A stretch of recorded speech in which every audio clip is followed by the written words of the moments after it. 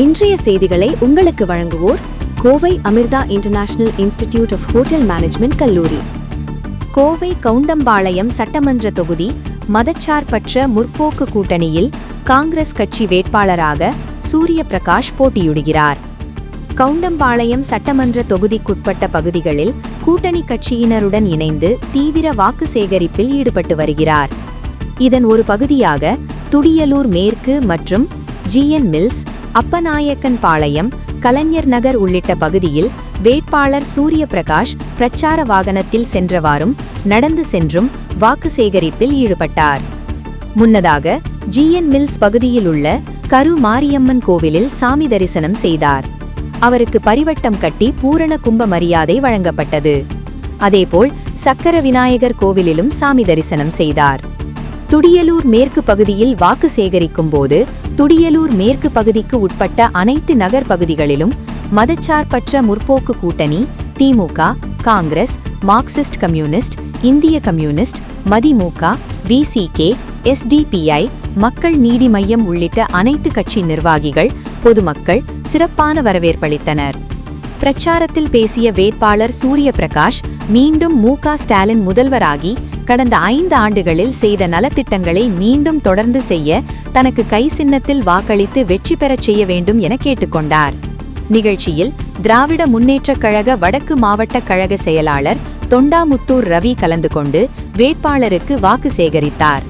கவுண்டம்பாளையம் சட்டமன்ற தொகுதி பொறுப்பாளர் மூலனூர் கார்த்தி, மாமன்ற உறுப்பினர்கள், திராவிட முன்னேற்றக் கழக நிர்வாகிகள், பாக பொறுப்பாளர்கள், வட்டக்கழக பொறுப்பாளர்கள், எல்பிஎஃப் தொழில் சங்க நிர்வாகிகள், செயல் வீரர்கள், வட்டக்கழக பகுதி கழக நிர்வாகிகள், BLA2, BDA, BLC நிர்வாகிகள், தோழமை கட்சி நிர்வாகிகள், செயல் வீரர்கள் திரளாக கலந்து கொண்டனர். இந்நிகழ்ச்சிக்கான ஏற்பாடுகளை துடியலூர் மேற்கு பகுதி கழக பொறுப்பாளர் ராஜசேகரன் செய்திருந்தார். பாசத்துக்கும் அன்புக்கும் எனக்கு எவ்வளவு நன்றி சொன்னாலும் பத்தாது. நம்முடைய மாண்புமிகு முதலமைச்சர் அவர்கள் கடந்த 5 வருஷமா நம்முடைய தமிழகத்தில் உள்ள அனைத்து தரப்பான மக்களுக்குமே, பெண்கள் எடுத்தீங்கன்னா பெண்கள், மாணவர்கள், முதியோர்கள் அப்படின்னு எல்லாத்துக்குமே கொஞ்சம் கூட பாரபட்சமே இல்லாம பல நலத்திட்டங்களை அறிவிச்சாரு. பல நலத்திட்டங்களை நடைமுறைக்கும் கொண்டு வந்தாரு. குறிப்பா சொல்லணும்னா ரொம்ப ஷார்ட்டாவே சொல்லிடுவோம். நம்மளுடைய உரிமை தொகை, நம்மளுடைய இலவச பஸ் பேருந்துன்னு பல்வேறு திட்டங்களை கொண்டு வந்த நம்மளுடைய முதலமைச்சர் இப்ப மறுபடியும் திராவிட மாடல் 2.0 ஆட்சியை அமைக்க இருக்கிறாரு. இந்த வரக்கூடிய தேர்தலில் நிச்சயமா நம்ம தான் ஜெயிக்கப்போம். அதுல எந்த விதமான மாற்று கருத்தும் கிடையாது. அப்படி வரும்பொழுது இன்னும் முன்னாடி போன முறை என்னெல்லாம் திட்டங்கள் அறிவிச்சாங்களோ அந்த திட்டங்கள் எல்லாம் இப்ப டபுளா கொடுக்க போறாரு. குறிப்பா சொல்லணும்னா அந்த 1000 ரூபாய் உரிமை தொகை இப்போ 2000 ரூபாய் ஆக்க போகுது. அதே மாதிரி 8000 ரூபாய் கூப்பன் கொடுக்க போறோம். 8000 ரூபாய் கூப்பன் வச்சு நம்ம என்ன பண்ணிக்கலாம், வீட்டுல என்னெல்லாம் அத்தியாவசிய பொருட்கள் இல்லையோ அந்த பொருட்கள் எல்லாம் இந்த 8000 ரூபாய் கூப்பனை காமிச்சு நம்ம வாங்கிக்கலாம். வாஷிங் மிஷினா வாஷிங் மிஷின், ஃப்ரிட்ஜ்னா ஃப்ரிட்ஜ், டிவினா டிவி, கிரைண்டர்னா கிரைண்டர். அதே மாதிரி தமிழ்நாட்டில் உள்ள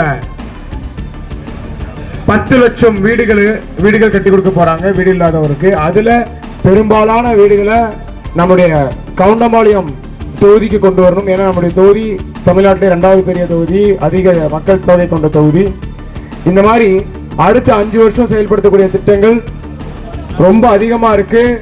அதையெல்லாம் இங்க நம்மளுடைய கவுண்டம்பாளையம் மக்களுக்கு முழுசா எந்த விதமான இடையூறும் இன்றி கொண்டு வரணும்னா போன முறை இல்லாத மாதிரி இந்த முறை நம்மளுடைய சட்டமன்ற உறுப்பினர் இங்க இருக்க வேண்டும். நம்மளுடைய கட்சியை சேர்ந்த, நம்மளுடைய கூட்டணி கட்சியை சேர்ந்த சட்டமன்ற உறுப்பினர் இங்க இருக்க வேணும். அதுக்கு இந்த முறை நம்மளுடைய தலைமை கை சின்னத்துல போட்டியிட எனக்கு ஒரு வாய்ப்பு கொடுத்திருக்கு. உங்க வீட்டில் இருக்கக்கூடிய ஒரு பையன், உங்க வீட்டில் இருக்கக்கூடிய ஒரு தம்பியை நீங்க எப்படி வேலை வாங்கலாமோ அதே மாதிரி அடுத்த 5 வருஷம் உங்களுக்கு என்னெல்லாம் வேலை